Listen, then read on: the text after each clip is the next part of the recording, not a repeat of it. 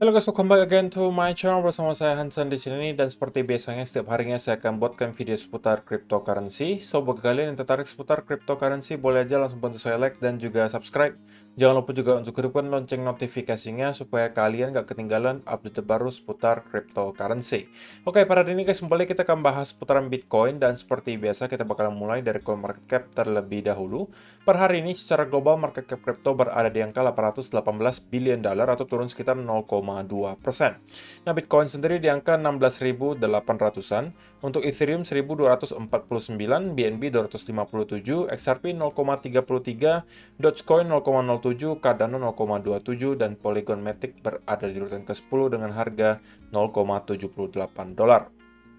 So, per hari ini kita melihat market rata-rata dalam keadaan merah, penurunannya ranging antara 0, sekian persen hingga kurang lebih 3%. Top performernya adalah Cardano guys, dengan kenaikan 2,57% sebagai satu-satunya yang hijau hari ini di top 10 dan berada di harga 0,27 dolar sekarang. So, itu adalah outlook sementara dari beberapa top coin yang ada. Sekarang kita masuk dulu ke beberapa berita dan data terbaru hari ini.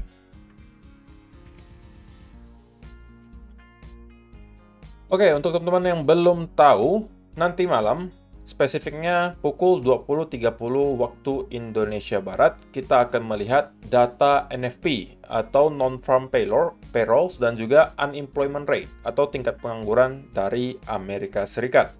Ini menurut saya akan memicu semacam volatility di market.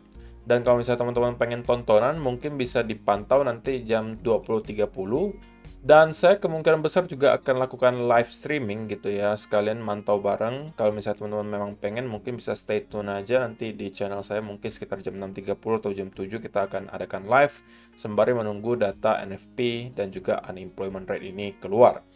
Nah, untuk sekarang gitu ya, saya beropini kalau misalnya unemployment rate ternyata mengalami peningkatan gitu ya, mungkin ke 3,8 atau 3,9, maka itu harusnya akan memicu reaksi positif dari market, terutama mungkin di stock market dan juga cryptocurrency. Sebaliknya, jika kita melihat unemployment rate justru kembali menguat ke 3,6%, 3,5 atau 3,4, itu yang akan memicu kembali sell off di market menurut saya. Tapi kalau kita stay di 3,7, ya pergerakannya mungkin tidak akan terlalu volatil gitu, alias cenderung kita bakalan sideways saja. So, kita bakalan pantau nanti kira-kira apa yang bakalan terjadi. Untuk sementara, forecastnya itu adalah masih stay di 3,7% guys. Oke, jadi itu adalah yang pertama dan wajib kalian ketahui guys, supaya kalian bisa antisipasi juga. Terlebih lagi kalau misalnya kalian masih mempunyai posisi yang terbuka, kalian harus manage posisi tersebut agar bisa menghadapi volatility nanti malam. Gitu ya. Jadi itu adalah yang pertama. Kemudian yang kedua, ini lagi-lagi sangat memilukan guys untuk para users Celsius. Karena pada akhirnya hakim memutuskan bahwa aset yang para users kemarin depositkan ke Celsius itu sekarang menjadi hak miliknya Celsius. Judge rules that Celsius users gave up legal rights to their Bitcoin by using the platform, and all the 4.2 billion of cryptocurrencies deposits are now property of Celsius. Jadi dengan adanya keputusan ini, tidak ada lagi kewajiban bagi Celsius untuk mengembalikan uang para usersnya. Oke, jadi ini adalah sebuah berita buruk tentunya untuk teman-teman. Kalau misalnya ada sempat memakai Celsius, ya pasrah harusnya mendengar statement seperti ini, karena kemungkinan besar aset kalian yang kemarin sempat didepositkan ke Celsius, itu kemungkinan besar tidak akan kembali. Oke, dan inilah sekali lagi reminder buat kalian gitu ya, ketika kita berinvestasi di cryptocurrency, itu high risk. Bukan hanya soal pergerakan harganya yang naik turunnya kencang, tapi banyak juga platform-platform yang juga bisa jadi serupa dengan Celsius ini, di mana ketika kalian menggunakan platform mereka, itu sudah secara otomatis, kalau terjadi sesuatu ke platform tersebut, aset kalian itu menjadi hak milik mereka. Makanya, sekali lagi, kalau misalnya kalian pengen pakai platform seperti Celsius, Voyager Digital, dan lain sebagainya, pastikan jangan all in guys. Sepercaya apapun kalian terhadap sebuah platform ataupun exchange apapun gitulah ya. Saya nggak mau sebut namanya. Semuanya sama gitu ya bagi saya. Yang penting jangan all in ke satu platform. Itu sudah cara paling baik.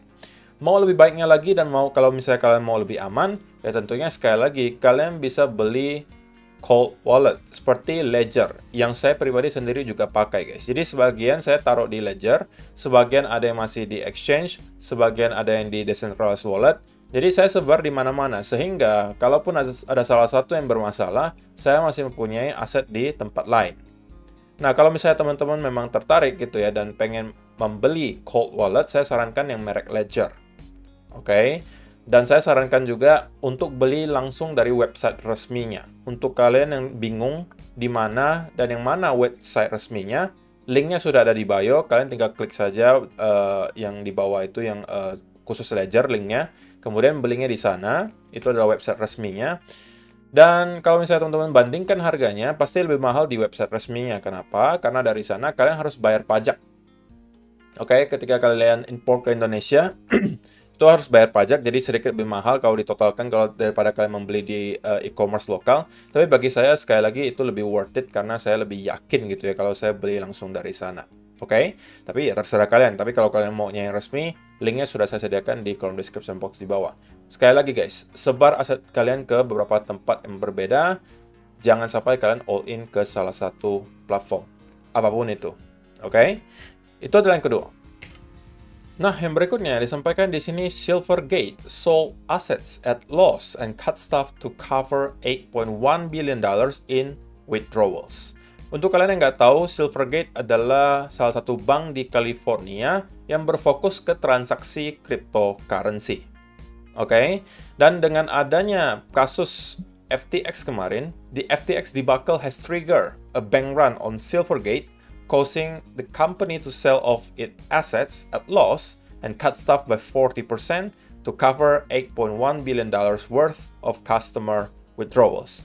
Jadi ini sekali lagi menunjukkan bahwa banyak orang yang kemudian panik gitu ya ketika kemarin kasus FTX collapse.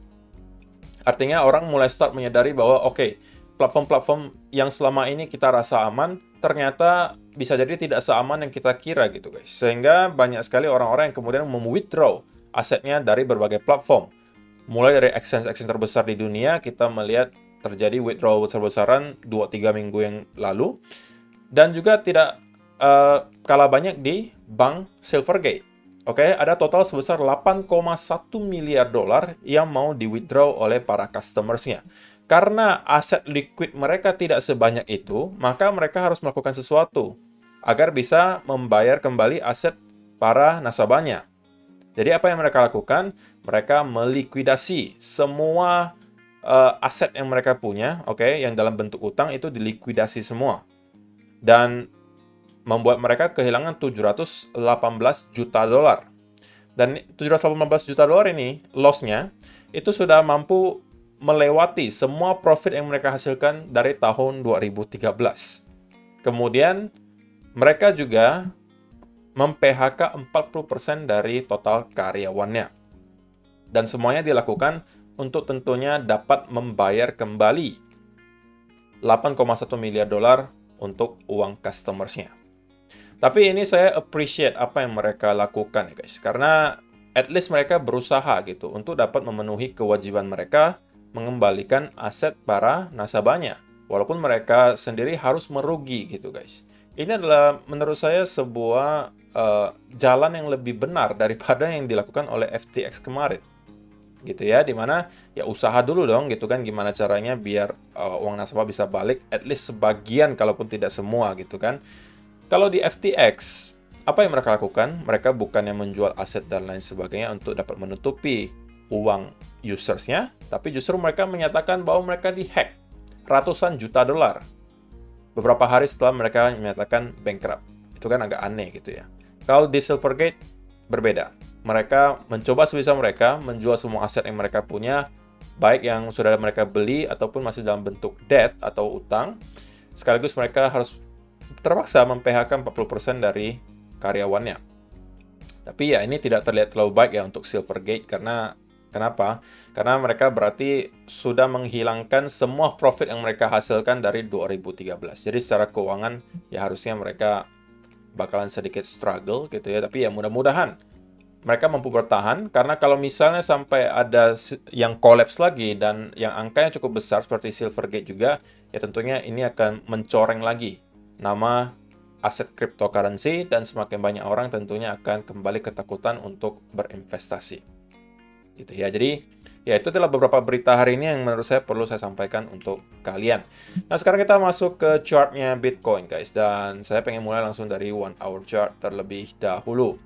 Ya sebenarnya tidak banyak perubahan yang bisa saya bawakan karena secara overall market masih dalam keadaan ranging sideways. Kita melihat dalam 1-2 hari terakhir kita hanya bergerak dalam range kurang lebih 100 sampai 200 dolar guys. Oke, 100 sampai 200 dolar selama berhari-hari. Dan ini ya saya tahu sangat membosankan, tapi mudah-mudahan dengan adanya data unemployment rate nanti malam, kita bakalan melihat sedikit volatility di market. Nah, untuk sementara saya masih berpegang dengan senario yang kemarin saya sudah sampaikan, adalah di mana saya mungkin bisa melihat Bitcoin untuk membuat satu lagi low di sini sebelum pada akhirnya kita akan melanjutkan kenaikan menuju ke area 17 ribuan dan tembus di atas area 17.000. Oke, ini adalah masih senario yang saya antisipasi terjadi berikutnya di Bitcoin untuk membuat corrective move dan wave kedua di sini. Oke, sekali lagi, untuk menentukan apakah koreksi kali ini sudah selesai atau belum dan kita akan kemudian merevisit area low di sini, adalah menurut saya di area trendline di sini, guys. Nah, ini jika trendline-nya sudah terjebol, maka chance cukup besar bahwa kita akan langsung menuju ke area low terakhir di sini, atau bahkan kita akan langsung menuju ke next area mungkin di sekitaran 14 sampai 12 ribu. Jadi scenario tersebut masih sampai sekarang bertahan untuk saya, dan untuk sementara yang masih saya expect adalah kita akan mendapatkan koreksi menuju ke sekitaran 16.600 sampai 500. Ini dulu yang kita akan lakukan. Sebelum pada akhirnya kita akan start lagi building up dan menuju ke area 17.100 atau 200-an. Oke, jadi sesimpel itu yang bisa saya sampaikan untuk kalian hari ini. Dan tentunya semua skenario ini bisa berantakan kalau misalnya nanti unemployment rate itu keluarnya tidak sesuai dengan ekspektasi, guys. Jadi ketika ada event-event seperti itu, kalaupun kita dapat setup, pastikan kalian sudah tahu bahwa akan ada resiko volatility nanti malam yang biasanya pergerakannya itu bakalan zigzag gitu, guys. Oke, jadi kalaupun teman-teman misalnya pengen masuk, ya pastikan sudah aware akan resiko tersebut. Karena kalau kalian scalping, maka biasanya dua-duanya bakalan kena, baik yang buy maupun sell, terutama kalau kalian yang sudah pasang stop loss pastinya, itu pasti akan kena liquid gitu ya. Terutama kalau kalian yang taruh stop loss-nya ketat-ketat sekali gitu ya, itu biasanya bakalan kesentuh. Oke, jadi kalian harus aware. Jadi kalau misalnya kalian merasa kalian tidak mau mengambil resiko tersebut, ya mungkin kalian harus tunggu nanti unemployment rate sudah dirilis, baru dari setelah event tersebut lewat, baru kalian nanti akan cari lagi setup berikutnya. Jadi untuk sementara, secara risk and reward tentunya, setup lebih baik sekarang adalah dari arah short. Tapi shortnya tentunya tidak dari sini, guys. Kalau dari sini, RR-nya tidak cukup bagi saya. Karena kita kemudian akan menyentuh ke area support terdekat di sekitaran 16.500. Jadi, potensial reward-nya kecil. Bagi saya yang lebih saya prefer adalah kalau ternyata nanti kita sudah menyelesaikan koreksinya, oke, dan kemudian jebol dari trendline di sini, nah ini adalah potensial setup short bagi saya karena di sini RR-nya akan jauh lebih baik.